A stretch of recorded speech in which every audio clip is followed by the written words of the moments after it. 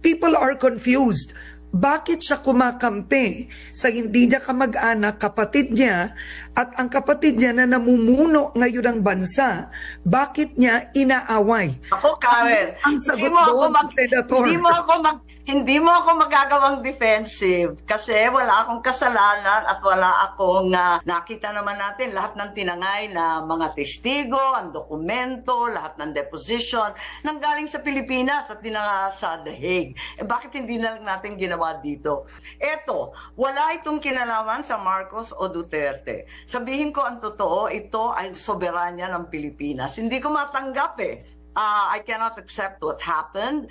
It was clearly a challenge and an insult to our sovereignty, to the functioning courts and our exemplary judges.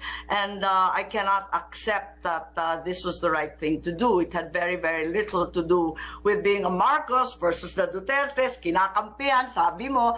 Para sa akin, wala akong kinakampihan. Kinakampihan ko ang Pilipinas. Dahil hindi tama ang nangyari. On a personal note, ang nakita ko lamang ang nangyari sa tatay ko.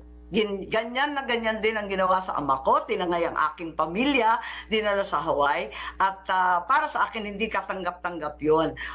Like President Duterte, my father announced time and again that he was prepared to face any Philippine court, but not a foreign court, given that all the alleged crimes and offenses were committed in Philippine territory against Filipino citizens.